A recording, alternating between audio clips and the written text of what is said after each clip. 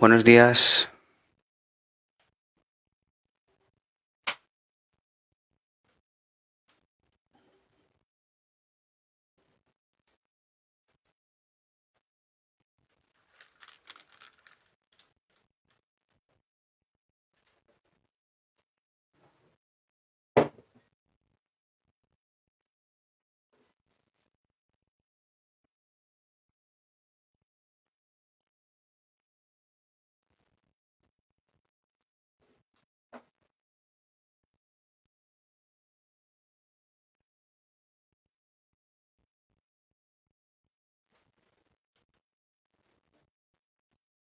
Buenos días, Maravilla. Leonesa, buenos días.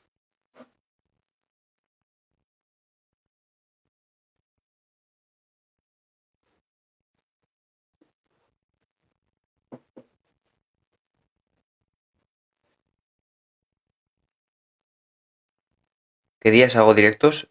Todos los días, de lunes a viernes a las 10. Y los jueves, los miércoles también, aparte del de la mañana, a las 8 de la tarde.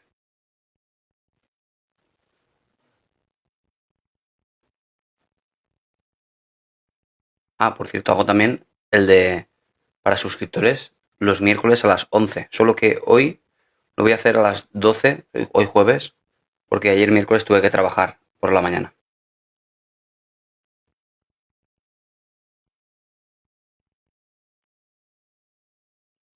A ver, esto voy a compartir aquí un momento. No pasa nada, Maravilla.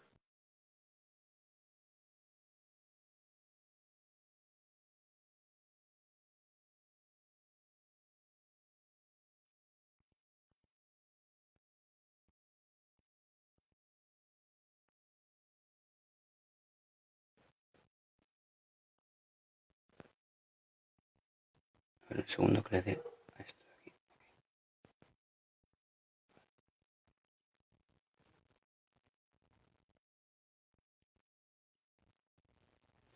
Hola, Maribel. Buenos días.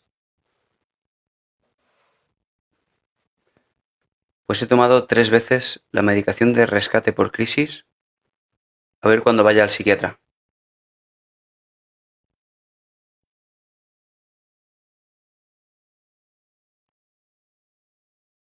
¿Y qué te va a decir el psiquiatra?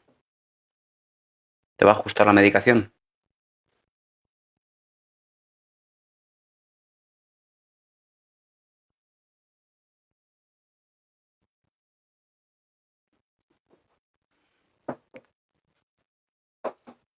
La pregunta más difícil del mundo. ¿Cómo superar la muerte de un hijo? La más difícil de todas. Habitualmente cuando alguien acude a consulta sin problemas, sin ningún problema, pero porque lo que quiere es prevenir futuros problemas, porque quiere aprender a gestionar sus emociones, porque a veces como todo el mundo se enfada. Hola, buenas. Soy de España. Alicante. Habitualmente lo que está haciendo es que se está anticipando a esos desbarajustes producto de una alta activación emocional. Claro, pero ¿cómo se prepara uno para esto? Esto es lo peor que puede ocurrirle a uno. Sin embargo, hay cosas que desde luego uno puede hacer, porque hay personas que ante este evento tan catastrófico lo lleva mejor. Hay gente que sale y gente que no sale de esto. Sin embargo, como digo, como hay gente que sí sale, podemos aprender de ellos con tal de seguir la vida. Permitirte que hayan otros motivos por los cuales seguir anclado a la vida y seguir luchando. Y habitualmente cuando uno tiene además varios hijos y pierde a uno, acaba perdiendo a sus otros hijos precisamente por la incapacidad de gestionar ese dolor que tiene con uno de los hijos perdidos. Pero los otros siguen estando y acaban perdiéndose también, pero no físicamente, sino emocionalmente. Es muy doloroso. Si me preguntas cómo superarlo, te diría que gestión emocional. Y para eso hace falta terapia. Terapia, un par de meses o 3 de terapia. Es decir, herramientas, tanto cognitivas como fisiológicas como conductuales, para la gestión de la tristeza, la melancolía, la rabia. Eso permitiría superar, pues, ese tipo de excesos tan grandes de dolor y que no se acabe convirtiendo en una conducta sistematizada de evitación, que es lo que nos va a acercar tan peligrosamente a la depresión. Buenos días, Maite. Luego nos vemos a las 12, ¿no? La gente depende de los antidepresivos. ¿Qué te refieres? ¿Dependencia de tipo como las drogas? ¿Te refieres, Jessica? ¿O te refieres para su estado de ánimo? No hace falta, no hace falta un antidepresivo para regular el estado de ánimo.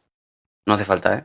Otra cosa es que la gente lo tome porque se lo prescribe el médico y porque es la vía rápida para cambiar algo complejo como son las catecolaminas, los neurotransmisores. Pero es que los antidepresivos, a pesar de lo que se cree, gracias Extreme Tony Action, a pesar de lo que se cree, realmente no te segrega, no es el antidepresivo una pastilla de serotonina, no es eso. Lo que es un inhibidor de la recaptación de serotonina. Bloquea, digamos, la destrucción de serotonina natural en tu cerebro. Con lo cual de lo que estamos hablando es que no es que te produzca más, es que hace que lo que hay en tu cerebro ya de serotonina no se elimine, con lo cual dispone más el cerebro o los espacios interneuronas dispone más de esa sustancia. Pero es que esa sustancia se va a segregar igualmente, incluso mejor todavía, de forma más natural, si lo que hacemos es, con conducta, movernos. Esa es la lógica. Si nos movemos y sentimos cosas al quedar con gente y hacer deporte, etcétera, vamos a experimentar el aumento de serotonina sin necesidad de un psicofármaco. Así que dependencia para el estado de ánimo no es necesario y tampoco produce dependencia como las drogas, como sí produce, por ejemplo, los ansiolíticos.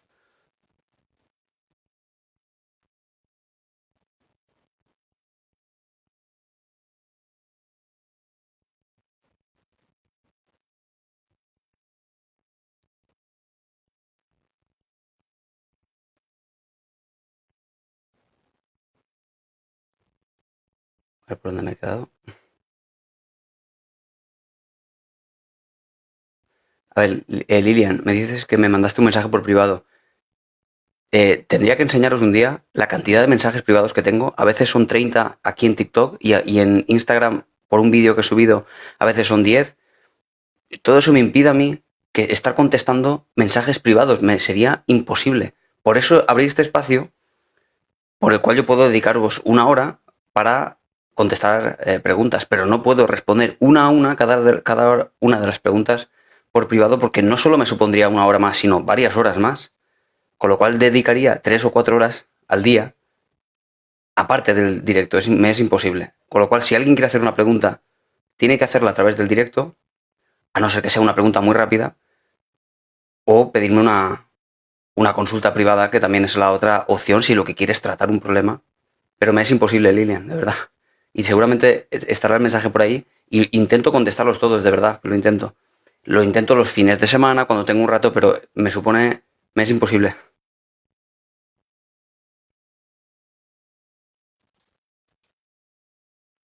Un saludo, Dylan.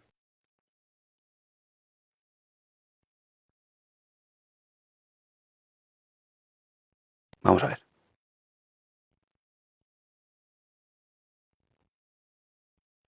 Por favor, necesito ayuda con la cienciología y la dianética.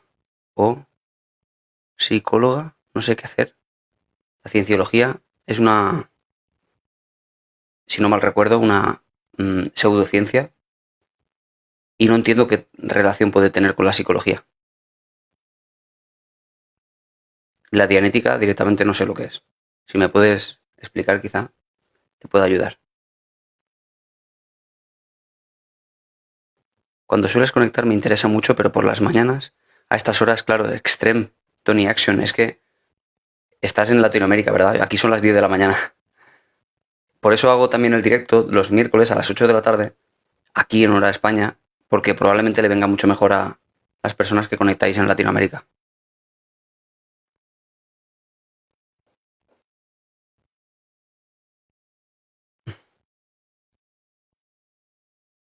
A ver, doctor, mi marido se metió, perdonad, como siempre los comentarios que me dejo, a veces va a pasar. Si tenéis mucho interés, volved a preguntar. Hago lo que puedo.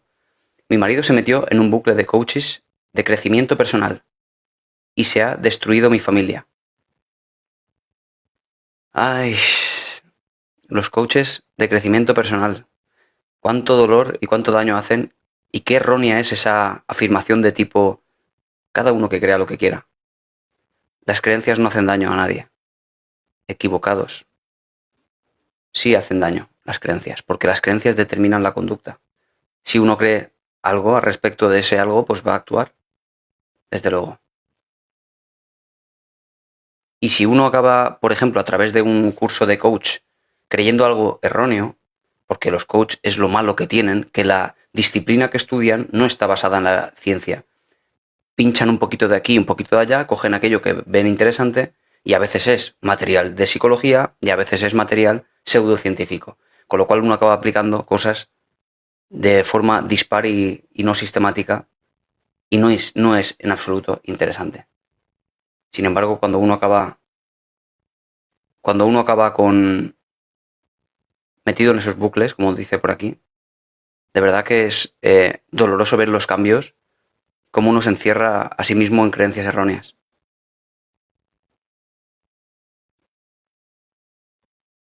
¿Los psicólogos van al psicólogo? Muy buena pregunta, ¿no? Me gustaría una consulta privada para mi mejor amiga. Está en Colombia. ¿Podrías escribirle? Pues mira, métete, Nicolás, España, métete en mi página web, que es Zorel Psicología, Zorel como mi apellido, zorelpsicología.com. Ahí puedes solicitar una consulta, ¿vale? Por vía online, ¿ok? zorelpsicología.com.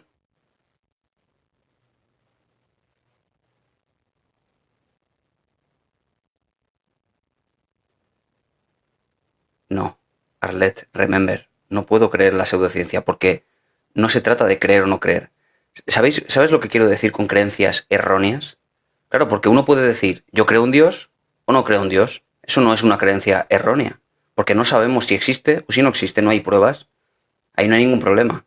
Pero con respecto a la pseudociencia, hay cosas que sí sabemos y cosas que no sabemos.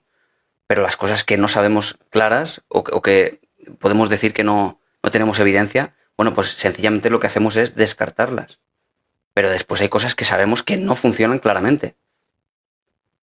¿Qué me refiero con creencias erróneas? Bueno, pues si alguien piensa que, que tiene que tomarse rápidamente el zumo de naranja después de exprimirlo, porque si no se le va las vitaminas, está en una creencia errónea. Y así va a actuar además. Dado que cree en eso, algo de totalmente erróneo, va a actuar a consecuencia de esa creencia. Es el problema de las creencias erróneas, que determinan nuestra conducta. ¿Son problemáticas entonces? Claro que son problemáticas. Así creas, así vas a actuar. Con lo cual aquellas cosas que sabemos que no funcionan, tenemos que descartarlas porque pueden ser incluso iatrogénicas, pueden ser incluso peligrosas.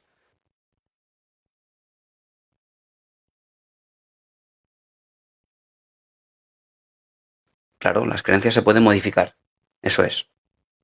Efectivamente. ¿Cómo? Con confrontación. Por ejemplo, alguien piensa lo de las naranjas, puede investigar, por ejemplo, y contraatacar eso y decir, es que esto es una creencia errónea. Me lo decía mi abuela, lo de la naranja, que hay que tomársela rápido para que no se vayan las vitaminas. Sin embargo, hay estudios que dicen que 12 horas después de exprimir una naranja en un vaso, 12 horas después, la pérdida de vitamina C es mínima, 12 horas después. Con lo cual es una creencia errónea. ¿Cómo se vence esa creencia? Sabiendo que es errónea, con datos, por ejemplo. Eso por un lado. Hay otras formas de contraatacar creencias que no tienen evidencia. Pero si algo sabemos que es erróneo, como hablábamos ayer, de los horóscopos, sabemos claramente que los horóscopos no pueden definir, ni predecir, ni, digamos, considerar temas complejos de la personalidad. No puede eso. Son solo creencias erróneas que han pervivido en la historia del ser humano por la necesidad que tenemos de creer en cosas y sobre todo por la noción esa de explicarnos las cosas a posteriori, de dar un sentido a lo que estamos viviendo. Las creencias erróneas son un problema.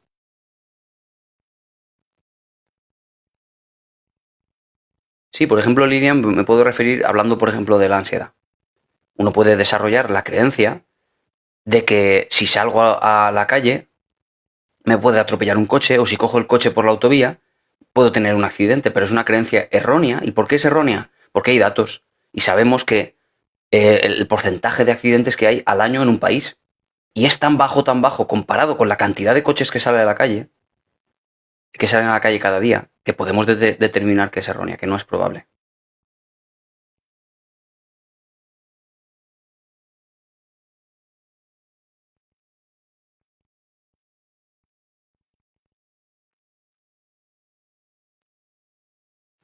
¿Y el tarot qué opino? Pues lo mismo que cualquier pseudociencia. Es decir, el tarot funciona a base de un montón de efectos psicológicos que hacen que esa víctima del tarot, y le voy a llamar así, crea aquello que le está diciendo de forma generalista. Y he estudiado mucho el tema del tarot y los efectos psicológicos que producen que esto, de algún modo, haga que funcione. Porque de hecho, mucha gente siente que están diciendo cosas personales. Y a mí me han hecho tarot, a mí me han leído las cartas, pero claro, yo como soy psicólogo y conozco los procesos psicológicos subyacentes a ese proceso, claro, no pasó de la primera fase.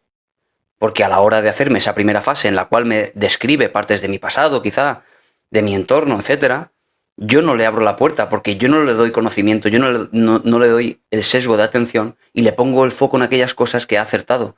Porque si me dice 15 cosas y acierta 3, una persona suele decir, ¿cómo sabía esto? Madre mía, y no sabía nada. Ha dicho 15 cosas de las cuales solo 3 son acertadas. Con lo cual hablamos de 12 erróneas. ¿En qué momento podemos decir que ha acertado? En ninguno, solo en la medida en la que yo con mi sesgo mental, con mi sesgo de atención, le preste atención donde la persona que hace el tarot quiere que preste atención. Son sesgos de la atención, de la memoria, es un complejo. Y desde luego que sigue una metodología haciendo alusión además a una especie de intuición que ya tiene que aportar el tarotista. Algo que no es tal, que no hay evidencia de ello. El mindfulness tiene evidencia científica a día de hoy, lleva siendo investigado desde hace mucho tiempo, no como terapia única, jamás, no funciona así, sino como concomitante con otro tipo de terapias, digamos un complejo mayor, una estrategia, una terapia que incluya el mindfulness es eficaz.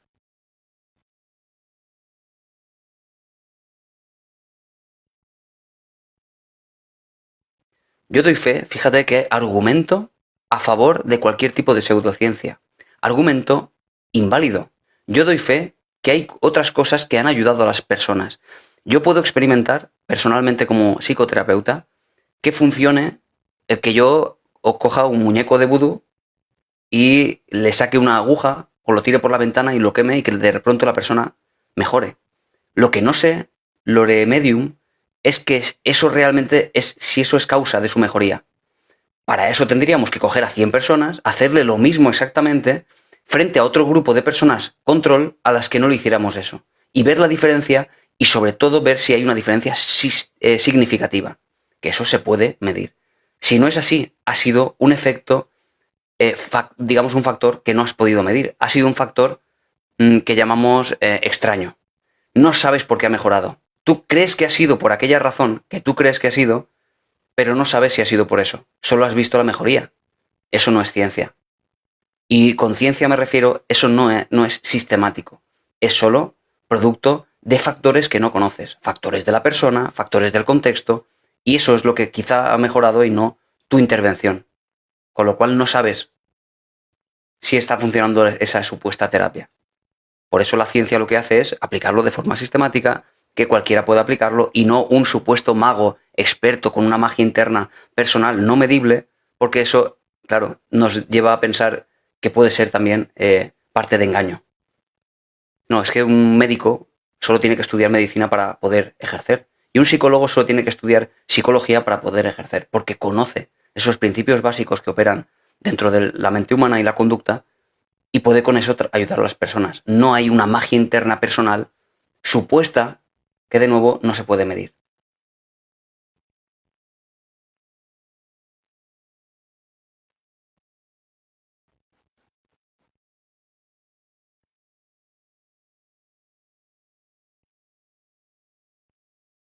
La terapia cognitivo-conductual Mayero es precisamente la que se estudia en cualquier carrera de psicología de Europa y prácticamente del mundo. Es la psicología científica. ¿Qué es lo conductual? Lo conductual es la evidencia de la conducta, lo que se manifiesta, lo que más se mide, añadiendo todos los estudios desde los años 50 y en adelante hasta hoy, todo lo cognitivo. Eso es la terapia cognitivo-conductual, que es muy efectiva, o la escuela cognitivo-conductual, que es lo que más eficacia tiene en los estudios de eficacia de las terapias.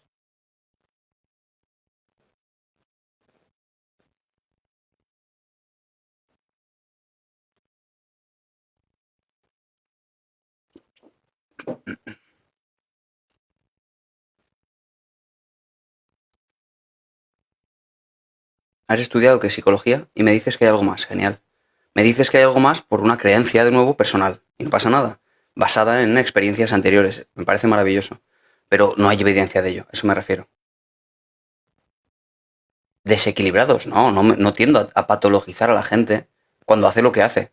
Un medium no es un desequilibrado, de hecho hay muchos mediums que de verdad creen que tienen el poder de predecir algunas cosas porque quizá sin darse cuenta están percibiendo en la persona, en sus cambios faciales, etcétera, están deduciendo cosas. Eso es maravilloso. Pero realmente tratar patologías o dar consejos, porque al final es lo que hacen, están dando consejos en base a nada, a ningún conocimiento que están deduciendo. Sencillamente les hacen el juego o digamos lo maravilloso, por decirlo de algún modo, del medium, no es darte un consejo a futuro que te vaya a venir bien, más bien es hacer creer a la persona que realmente sabes cosas que en realidad no sabes. Y esa es la magia del medium. Conseguir que tú creas que en realidad te está diciendo cosas que en realidad no sabe. O que ha deducido en el momento, o que lo sabía por puro estudio de estadística, o lo sabe por alguna razón ajena. Pero no porque realmente lo haya encontrado en algún tipo de lugar paranormal. Bueno, me preguntaban por aquí cómo aumentar la autoestima. Bien, la autoestima, ¿qué es exactamente? La autoestima es esa especie de dibujo de nosotros mismos, de quiénes somos, a razón de todas esas experiencias que hemos tenido, de los éxitos que hemos tenido, de los fracasos que hemos tenido. Todos esos eventos han sido reforzados o castigados de algún modo por nuestros familiares, nuestros profesores en el colegio, nuestros amigos, etcétera.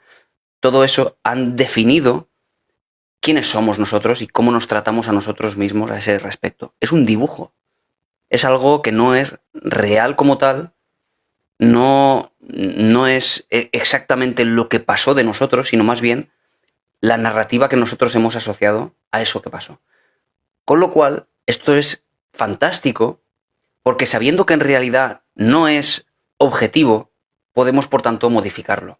Nosotros no somos esa interpretación que hicimos de lo que pasó, sino que somos esa conclusión a la que hemos llegado a través de esos palos que nos han dado, y no solo que nos han dado los demás, sino que luego acabamos nosotros convirtiendo esto en un patrón y empezamos a decirnos ante un fracaso que tonto soy, no valgo para nada, que inútil soy, etcétera, porque lo hemos ido adquiriendo antes. Con lo cual, sabiendo esto, vamos a cambiar, por tanto, esa narrativa. Cuando alguien comete un error, suspende un examen o hace, por así decirlo, el ridículo con otra persona o lo que sea, tiene que aprender a minimizar los efectos que tiene sobre la autoestima. A decir, bueno, pues he suspendido porque también el examen era muy difícil, mucha gente ha suspendido también. No que yo soy un inútil, es decir, generar también la otra versión de los hechos que también es real. Digamos que esa verdad absoluta no vamos a encontrarla, pero cómo nos hablamos a nosotros mismos respecto de lo que está pasando, dónde ponemos lo que los psicólogos llamamos el locus de control, es decir, dónde está la causa de lo que ha pasado, es súper importante para definir esa autoestima.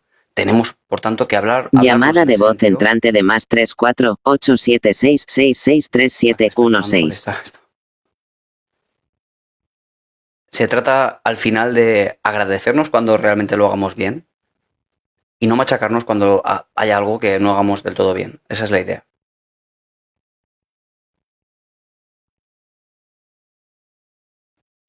me gustaría que explicases las distintas generaciones de la psicología. Te refieres, Sena, a las distintas generaciones de terapia, ¿no? Lo que he hablado alguna vez. Gracias a ti, Marta. He hablado alguna vez de esto de la terapia de primera generación, terapia de segunda generación y terapia de tercera generación. Bueno, hablamos desde el principio, de la primera forma de intervenir con las personas, porque la psicología no necesariamente nació con intención de tratar pacientes, porque no hablamos de psicoanálisis, hablamos de psicología científica, que nació en un laboratorio con la intención de medir esos procesos psicológicos, de percepción, de sensación, todo eso, llevarlo al laboratorio y poder medirlo. Frente al psicoanálisis, que también estaba en ese momento, en el siglo XIX, naciendo, lo que pretendía era medir, ¿vale? Más adelante, en los años ya 1920 aproximadamente, empezó el conductismo, que lo llamaron así, y por eso tiene esta nomenclatura, la revolución conductual. Desde Watson empezó esta revolución porque empezamos a comprender la conducta humana de las personas, de los animales incluso, y por tanto también de los niños, etcétera, de una forma completamente medible. Es decir, qué pasa antes de la conducta y qué pasa después de la conducta. Estímulos y respuestas. ¿Y cómo medimos esto? Pues nos olvidamos de cualquier tema mental y decimos, bueno, si yo a esta rata le pongo una palanca y resulta que la palanca, cuando aprieta la palanca, sale un poco de azúcar que estimula al animal, por puro refuerzo, sabemos que aumentará la probabilidad de que este animal vuelva a darle a la palanca. Sin embargo, si lo que hay es una descarga eléctrica cuando da la palanca, sabemos que reducirá o minimizará la probabilidad de que le dé a la palanca. Bueno, pues esa primera forma de intervenir con las personas, que ya hablamos incluso de cómo combatir las fobias a través de estos procesos, ya empezaron con esa primera revolución y le llamaron, por cierto, ya esto es un hecho histórico, no importa, le llamó Watson la revolución conductual por ponerla un poco en la palestra de aquella revolución comunista que estaba en ese momento, del manifiesto comunista. ¿Recordáis todo aquello de la época? Pues Watson pretendió hacerlo tan importante como, o tan históricamente importante como eso, diciendo que aquello era el manifiesto conductista. En fin, es un hecho histórico, no importa. Pero bueno, eso fue la primera revolución, la conductual. Luego, en los años 50, 60, 70, empezaron las manifestaciones cognitivas a toda esa revolución. A lo conductual, que fue investigándose desde los años 20, exprimiéndose al límite. No os imagináis la cantidad de vueltas que le dieron a esto. La forma de intervenir con los estímulos y las respuestas. ¿Qué pasa, digamos, con los reforzadores? ¿Qué variables hay? ¿Qué estímulos se pueden asociar a un estímulo? En fin, una locura. Bueno, pues después de todo eso, se unió todo lo mental. Es decir, motivación, emoción, pensamiento, cómo se introducía todo esto en el conductismo. Porque el estímulo y la respuesta tienen medio el organismo, la persona. ¿Qué pasaba en algunos casos? Que a pesar del estímulo que fuera todos iguales para un montón de personas, no todos reaccionaban igual. ¿Por qué razón? Porque en el organismo, en la persona, incluso en el animal, tiene partes de su personalidad, de sus pensamientos y creencias que no estaban involucradas en la conducta. Bueno, pues ahí empezó a investigarse todo eso. ¿Cuál es la motivación, la emoción, los pensamientos, la percepción? Se incluyó en el modelo conductual. Es decir, eso le llamamos la segunda generación de terapias. Terapia de segunda generación, que es la cognitivo-conductual, y es la que más eficacia y la que más evidencia científica tiene. En los años 70, ya nos metemos 80, incluso ya cercanos al New Age, por cierto, ya hablamos que, claro, porque no podemos hablar de un año concreto, sino hablamos de décadas de diferencia, de un proceso de crecimiento. La terapia de tercera generación es aquella que incluyen ya elementos no científicos con la intención de ponerlos a prueba e incluirlos ya como elementos científicos. Y por eso es interesante a ese nivel la ciencia. Si el tarot funcionase, la ciencia no estaría en contra, sencillamente lo investigaría y lo pondría a prueba hasta el punto de incluso utilizarlo. No es en contra de nada, la ciencia no va en contra de nada, solo que aquello que no puede medir lo descarta. El mindfulness, entre ellos, acabó incluido como una fuente interesante que aportaba todavía más eficacia a las terapias. Eso podría ser terapias de tercera generación muy interesante. No solo esa, sino la dialéctico-conductual, la terapia de aceptación y compromiso, la terapia contextualista. Hay muchas terapias de tercera generación que están siendo puestas a prueba poco a poco y funcionan muy bien. Bueno, pues esa es la vuelta de las generaciones. ¿Podrías decir que la cognitivo-conductual sirve para todo tipo de enfermedades mentales? Claro, así es como funciona. Cualquier tipo de trastorno mental, que son más de 300 y pico en el DSM, tiene como base los principios cognitivo-conductuales para su terapia.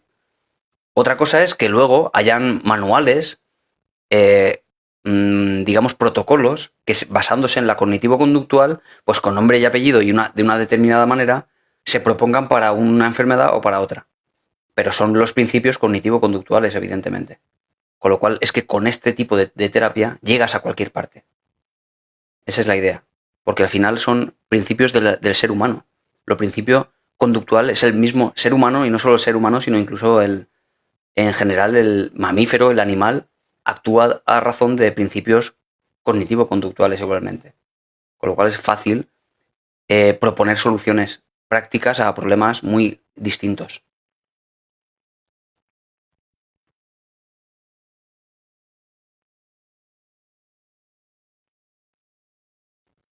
¿Puede ser que los psicólogos simplemente sigan un estudio que les dirigen seguir? A ver. ¿Que les dirigen seguir para manipular? ¿Que les dirigen seguir? A ver, no he entendido esta. Creo que la semántica de la frase estaba un poco rara. ¿Puede ser que los psicólogos simplemente sigan un estudio que les dirigen, que les mandan, digamos, ¿no? Ya, pero claro, no un estudio. Claro, es que es muy importante, y de verdad lo digo en general para cualquier persona, necesitaría de comprender cómo funciona el método científico. Un estudio de algo no dice nada absolutamente, solo abre las puertas para más investigación a futuro. Realmente lo que interesa para poder aplicar a muchas personas, para generalizarlo a la sociedad y poder aplicarlo, pasa lo mismo con vacunas y con fármacos, lo mismo que con las terapias psicológicas, debe probarse a través de metaanálisis. Es decir, muchos estudios con mucha gente diferente que todos vayan en la misma dirección. Entonces podemos concluir que una terapia, por ejemplo, funciona. No solo un estudio. Un estudio puede manipularse, por ejemplo, que es lo que nos sugieren aquí. Nos puede manipular a través de un estudio. Bueno, un estudio puede manipularse, pero en principio el estudio va a ser replicado.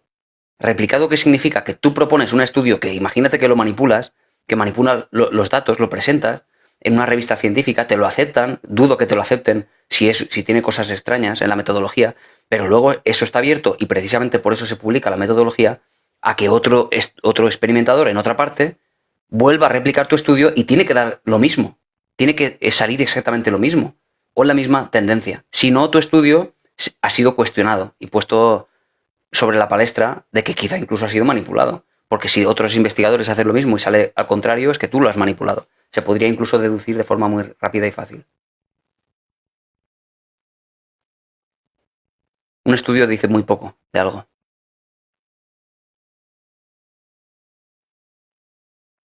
¿Crees que para tratar un trauma hay que ir a un psicólogo especializado? ¿O uno genérico es bien? Claro, de eso precisamente hablaba.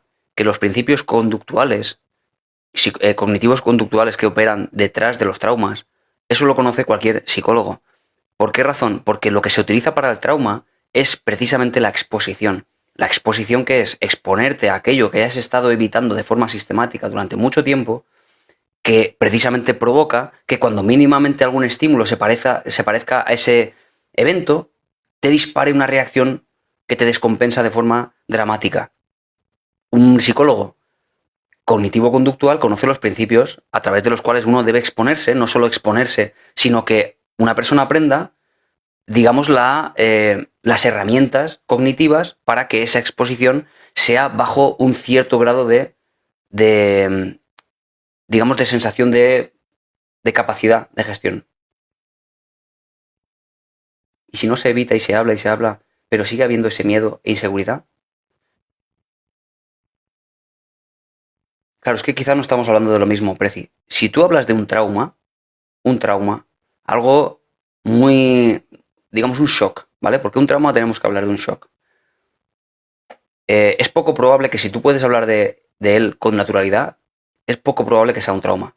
Porque otra cosa es que tú me digas que eso te causa inseguridad, ¿vale? Pero eso ya no es un trauma. Porque eso ya es otra cosa, es la narrativa que tú, como decía antes, has ido asociando a lo que pasó y a todo lo que vino después, a cómo te trataron, cómo te has ido tú hablando a ti misma o a ti mismo, no sé si es chico o chica, creo que chica. Todo eso va más allá de aquel evento.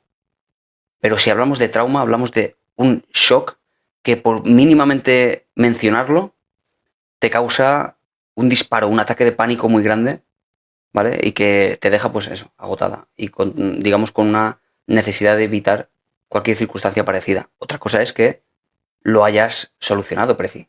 Si lo has solucionado, lo que tienes es ese evento que lo tienes bastante trabajado, que no te gusta, que te produce todavía malestar, pero bueno, lo has gestionado bastante bien, si es posible que hables de él. Desde luego que sí, ¿eh?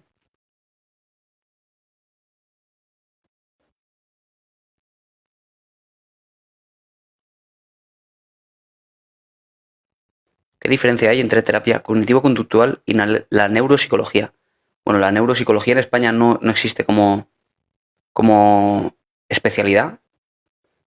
Digamos que uno puede sacarse un máster en neuropsicología, pero a nivel de terapia, de tratamiento, al final hablamos de lo mismo, solo que encontramos, por ejemplo, ayudas a través de test, básicamente de test, pero además también podemos incluso colaborar con el neurólogo y hacer resonancias magnéticas, etcétera. Podemos ayudar a la persona a estimulación, ¿no? Porque hayan ciertas zonas afectadas, etcétera. En realidad siempre se trabaja en colaboración, sobre todo en la sanidad pública. Pero bueno, hablando de terapia psicológica, el neuropsicólogo no va a encontrar una mejoría, porque realmente todo lo neuro, toda la neurociencia, no aporta más, sino más bien más conocimiento que refuta o, digamos, aporta más información a una teoría. Pero realmente no va a aplicar mejor terapia por eso.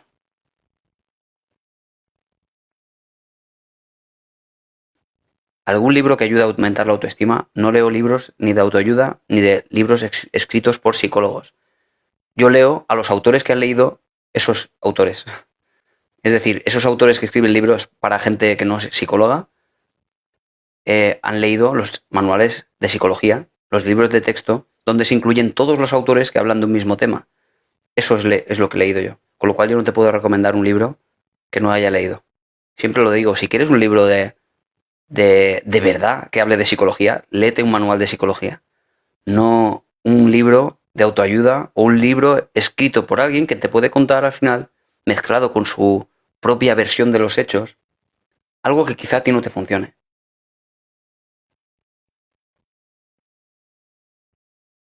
Pero en fin, es un pequeño consejo y si uno quiere leer un libro de autoayuda o un libro famoso de autoestima, pues genial.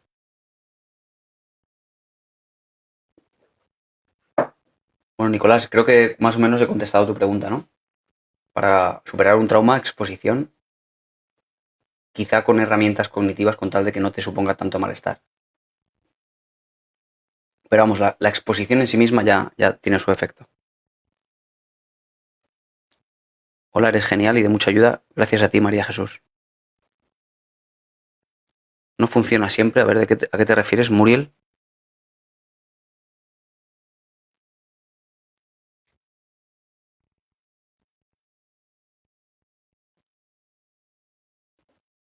Tengo muchos mensajes, perdonad a los que no lea porque es que ni siquiera los veo. Tengo cientos de mensajes aquí y a veces se me va. Lo siento.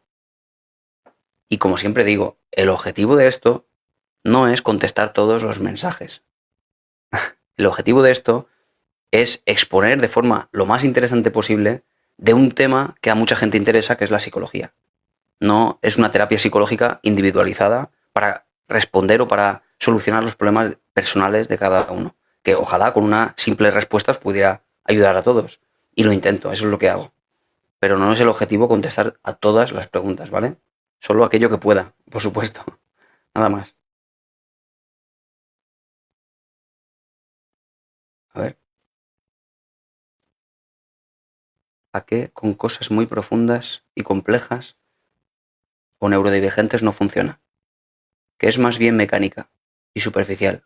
Pero ¿te refieres a qué? ¿A la terapia cognitivo-conductual? Ah,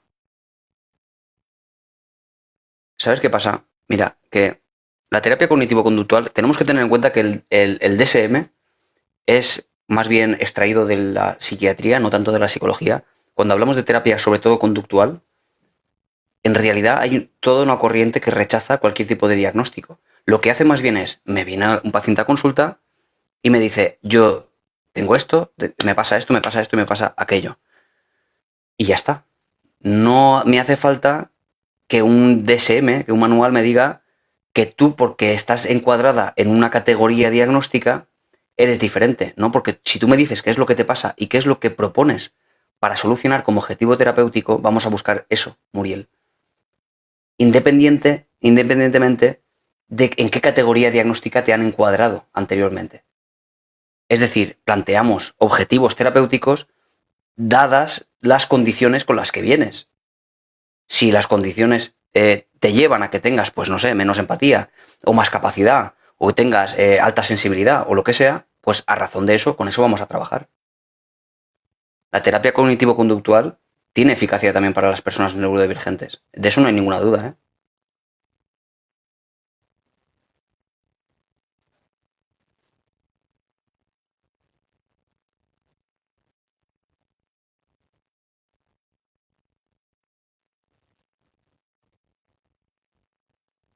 ¿Tiene relación la depresión con la fibromialgia? Sí tiene relación, digamos, la inestabilidad emocional, la alta intensidad emocional, sí tiene relación con la fibromialgia. Las emociones, me refiero en general, tienen relación. Lo que pasa es que relación no es lo mismo que causa. No, no podemos asumir que no sé, un periodo de malestar prolongado en el tiempo, no podemos decir que sea causa de la fibromialgia, porque, de nuevo, como todas las enfermedades, supone siempre algo multicausal, siempre una enfermedad multicausal, es decir, que viene de parte genética, ambiental, de la infancia, de todas partes se juntan en una persona y aparece un trastorno, el que sea. Pero muchas veces acabamos incluso buscando causas únicas con tal de incluso echar la culpa a alguien o incluso a nosotros mismos. No, nadie tiene la culpa ni nada tiene la culpa de ninguna enfermedad, ¿vale? Porque a veces eh, existe esa tendencia y de nuevo, hablando de creencias erróneas, mucha gente dice eso de, pues mi hijo autista tiene autismo porque nos fumigan, o tiene autismo porque le echan no sé qué a la leche, o porque realmente no podemos hablar de causas en ningún sentido únicas, jamás. Son creencias, por tanto, erróneas. Creencias en la, digamos, en la unifactorialidad de las causas. No es así.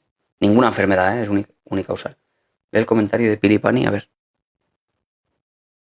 ¿Cuál es el comentario de Pilipani? Buenos días.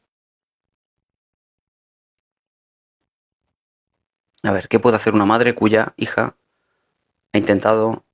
esa palabra no se puede decir, por supuesto. Gracias, rubia. 7 veces. Está desesperada. Y entiendo que Pili Pani ha estado ingresada, imagino, contra su voluntad durante un tiempo, porque es lo que suele pasar en estos casos. Se activa el protocolo y se ingresa con tal de que mediante psicofármacos acabe estabilizando su estado de ánimo. ¿Es eso lo que ha pasado, Pili Pani? Ahora mismo, ¿en qué situación está?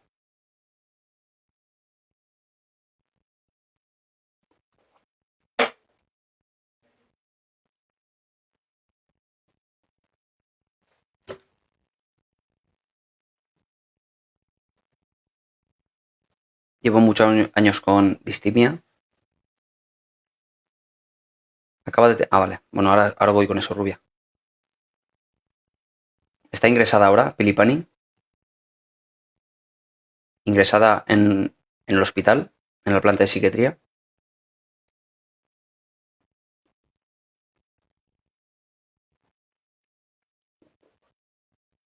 No la ingresan. ¿Y por qué razón? ¿No consideran que hay riesgo? Le da medicación. Y ella quiere acudir a terapia psicológica o acude a terapia psicológica, súper importante. Súper importante. ¿Está yendo a terapia psicológica? Porque cuando una madre me pregunta qué puedo hacer por una hija o un hijo, realmente lo que puede hacer una madre por un hijo o una hija, lo único que puede hacer, diría incluso, es convencer a la hija o al hijo de que acuda a terapia. Y ese es tu grandísimo trabajo, Pilipani. Convencer de que acuda a terapia, porque la terapia es efectiva para eso. También, desde luego, los psicofármacos ayudan, pero necesita protegerse mediante planes de seguridad, mediante la identificación de estímulos desencadenantes de la alta intensidad que le llevan muchas veces a ese pensamiento autolítico y a la tentativa. Necesita trabajar eso. Pero claro, ¿cuál es el gran dilema de los padres? Que no pueden obligar a hacer cosas a las personas. Inclusive aunque obligasen a un hijo a acudir a terapia por la fuerza, no pueden obligarle a participar. Y si no participa, no funciona nada de nada. Pero nada de nada. Tu gran trabajo, Pilipani, y de verdad enorgullécete mucho si lo consigues, es convencerla. Solo eso. Nada más. Es tu gran trabajo como madre y apoyarla. Nada más.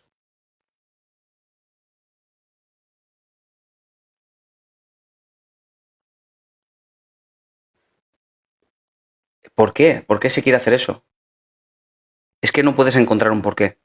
Habitualmente cuando hablamos de las personas que quieren eso, no hablamos de personas que buscan hacerlo de forma con deseo, digamos. No es tanto eso, sino más bien hablamos de personas que ante una altísima intensidad emocional lo que quieren es quitarse ese malestar tan grande de encima y no pueden, no encuentran forma. Por eso las autolesiones muchas veces se encuentran como una especie de intermediario entre eso y el quitarse de en medio.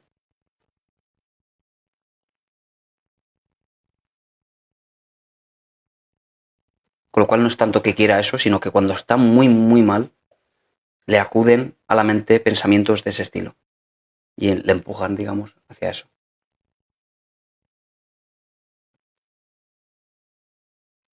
David, ¿crees que Dios existe? Vaya pregunta, ¿no, Morenica Carmen?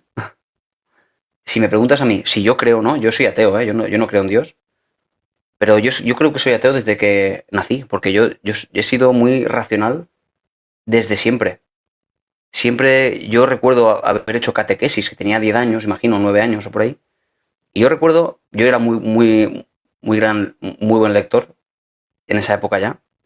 Y yo recuerdo que cuando me contaban esas historias, que al final ahora mismo les llaman metáforas, en esa época no les llamaban metáforas, cuando Moisés abría las aguas y cosas más impresionantes, porque eso es más famoso, pero hay otras cosas menos famosas, como que Josué detuvo el sol en el cielo durante un día para ganar la batalla contra los filisteos. Creo que eran. Eso es imposible que pase, pero ahora le llaman metáforas. Pero en esa época no decían que eran metáforas, decían que era verdad.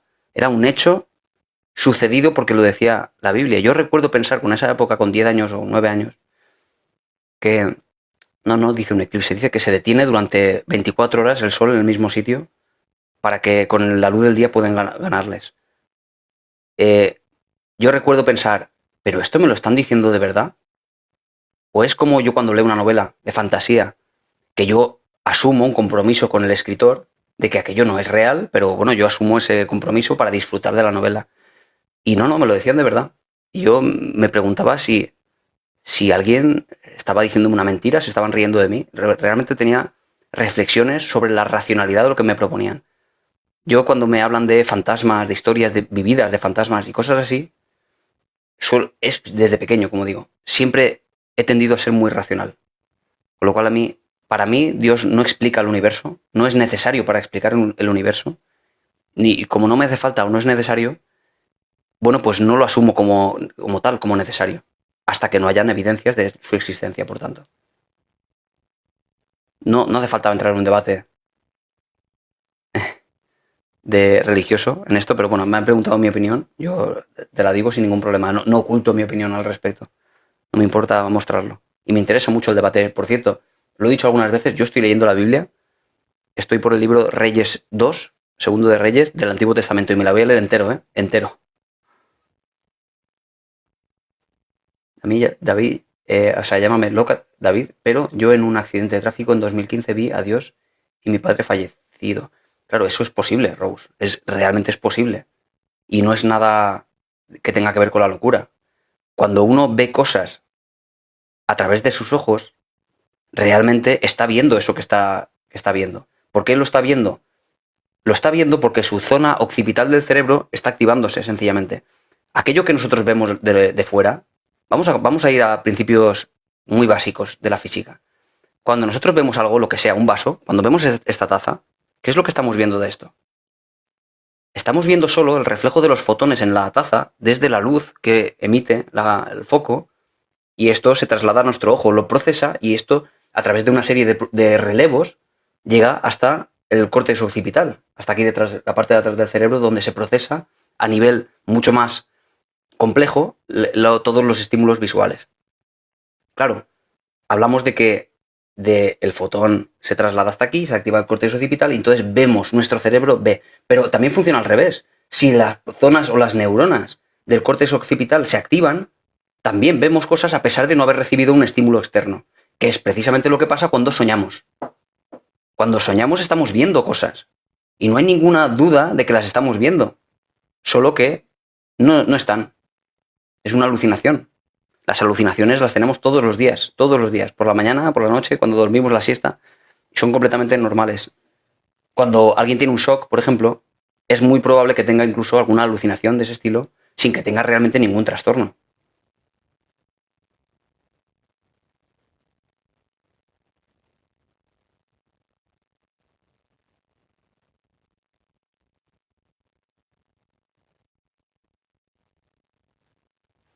¿Puede ser que una persona sana, mentalmente e inteligente haya tenido un intento autolítico? No, Conchi, lo dudo muchísimo. Más bien lo que tú puedes ver de esa persona es que está sana porque, bueno, de algún modo finge que está bien, pero no está bien, desde luego. El intento autolítico tiene que ver también con la depresión muchísimo, pero muchísimo. Lo que pasa es que la depresión no se va a ver siempre en la cara de los demás. Van a fingir que están bien, desde luego. Pero como digo, el intento autolítico no es quiero quitarme la vida, es quiero quitarme esta tan alta intensidad emocional y no sé cómo. ¿Cómo vamos de hora? Unos 10, vale. La distimia. Bueno, ¿qué quieres saber de la distimia? ¿Tienes síntomas de distimia ya? ¿Me has dicho a largo plazo? Gracias, Barb.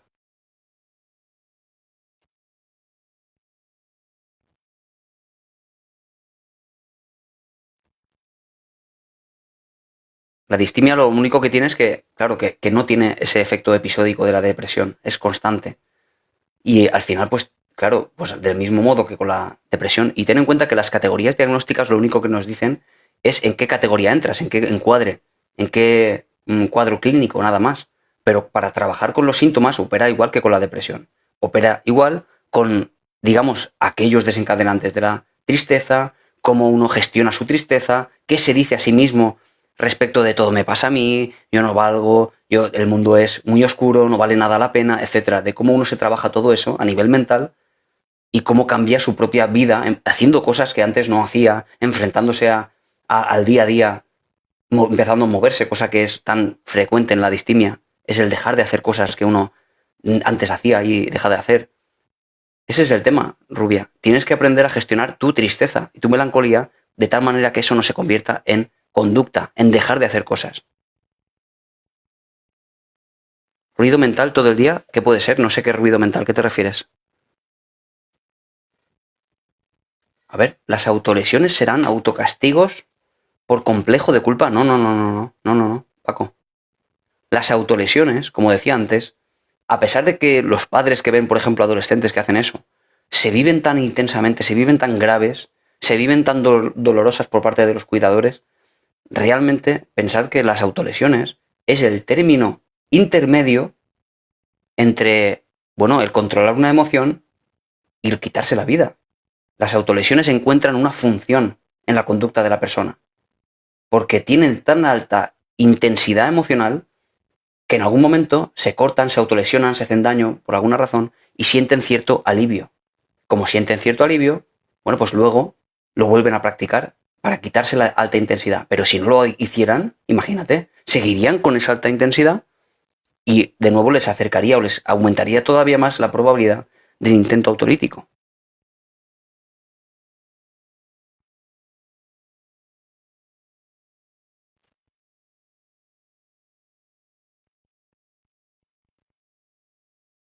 A mí lo que me pasa con los psicólogos es que me generan dependencia. igual que una pastilla.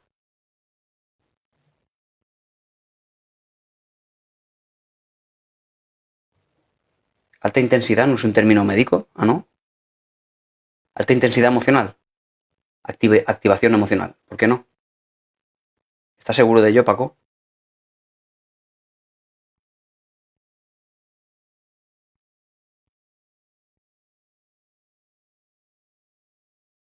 Fijaos, dependencia emocional por acudir al psicólogo, de verdad que es posible, ¿eh? Porque cuando nos dice esto Slash, entiendo que por eso precisamente también las terapias psicológicas, las cognitivo-conductuales, tienen un inicio y un final en el tiempo bien definido, porque si no ocurre así y la terapia se alarga y se alarga y se alarga en búsqueda de vete a saber qué, al final acaba, por ejemplo, pues proponiendo algún tipo de efecto iatrogénico. Efecto iatrogénico es esa palabra para decir que está siendo perjudicial. Es decir, ya ni siquiera se enfrenta a las situaciones la persona en los periodos en los que no está en consulta en su casa, porque dice, bueno, pues ya iré, cuando como voy a ir al psicólogo, ya allí lo hablo, ya lo trabajo, acaba siendo incluso peor. Por eso tiene que haber un límite, tiene que haber un final para la terapia. Que para algún tipo de afección como la ansiedad, hablamos de 3 meses, 4 meses, nada más. No puede extenderse años de terapia, como hacía el psicoanálisis.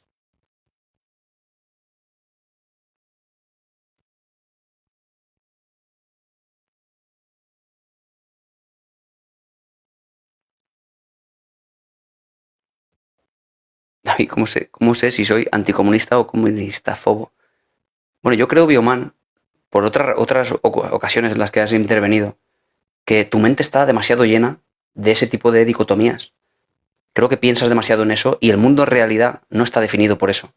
Para ti, para tu mundo mental, así es, así está dibujado el mundo y en absoluto es tan sencillo. Así que, claro, si todo tu mundo mental está filtrado a través de eso, bueno, pues es probable que así veas el mundo siempre. Con lo cual sí que es probable que podamos meterte en esa categoría que tú mismo propones,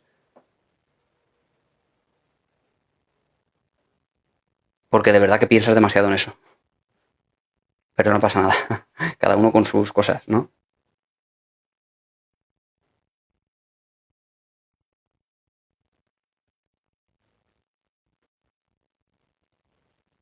Pero no sé si estar haciendo terapia psicológica, rubia, pero para la distimia la necesitas, no la farmacología.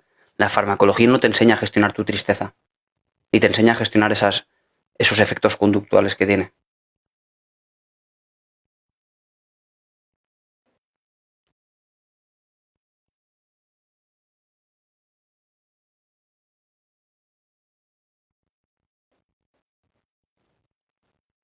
Así es, Vanessa. El psiquiatra da fármacos y no pautas. Necesitas un psicólogo, no un psiquiatra. Y no se trata de que no vayas al psiquiatra y vayas al psicólogo, sino que el psiquiatra colabora con la terapia psicológica, porque a veces es necesaria la farmacología. Estuviste en psicología y no funcionó, pues tienes que probar en otro lugar, porque desde luego que la psicología funciona muy bien para la distimia y no hay ninguna duda de la eficacia de la terapia cognitivo-conductual para la distimia y para la depresión, para la ansiedad, para el insomnio, para cualquier tipo de trastorno psicológico.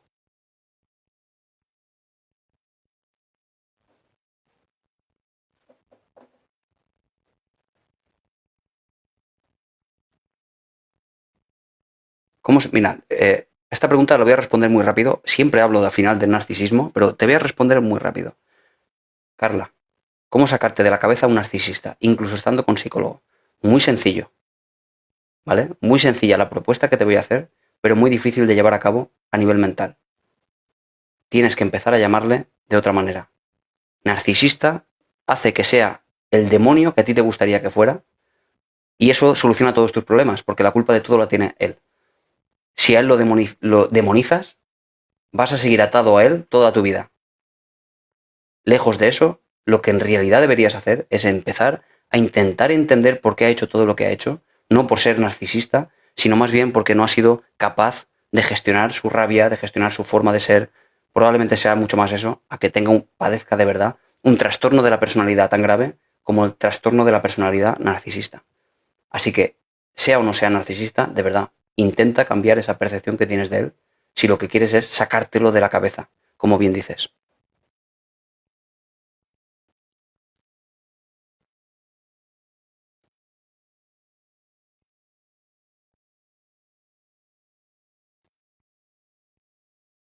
La psicología abre heridas y a veces eso no es bueno. Entonces, Paco, probablemente no estés hablando de psicología, probablemente estés hablando de psicoanálisis. La psicología no hace eso. La psicología no habla muchas veces del pasado. Cuando un paciente acude y dice, ya, es que yo en la infancia me pasó, digo, olvídate, olvídate. Digo, ¿qué es lo que te pasa ahora? Me pasa esto y tengo ansiedad, tengo ataques de pánico, digo, vamos a trabajar eso. No hace falta que vayamos a un pasado para abrir una herida que ni siquiera está influyendo en tu ahora. Porque que tú tengas ataques de pánico, que tengas ahora una fobia, que tengas ansiedad, está determinado por factores de la hora, que están manteniendo esos efectos y no por una herida quizá del pasado. Así que, Paco, más bien lo que pasa es que estás confundiendo psicología con psicoanálisis. Psicología es ciencia desde su nacimiento, psicoanálisis no es ciencia y no lo ha sido desde entonces hasta ahora.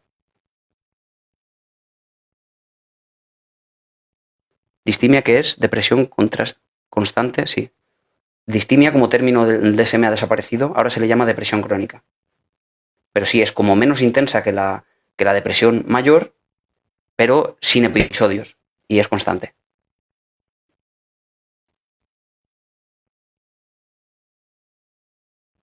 Así es, Paco. El narcisismo no es un trastorno psicológico, es un trastorno de la personalidad. Efectivamente.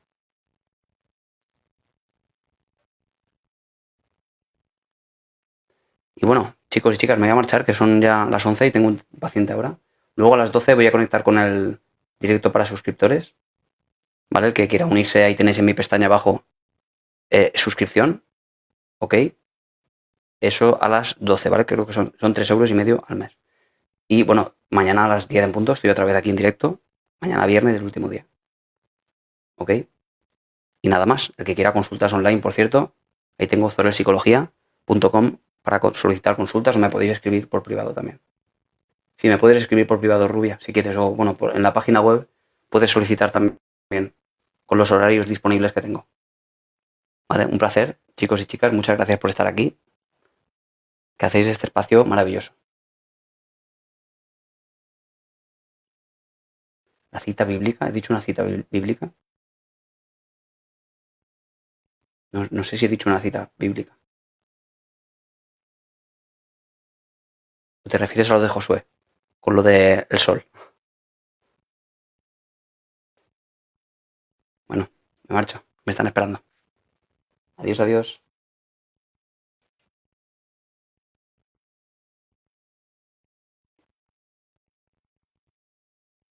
Ve, ahí en mi espacio hay una pestaña que pone suscripción. Ahí te puedes suscribir, ¿vale? Adiós. Chao, chao.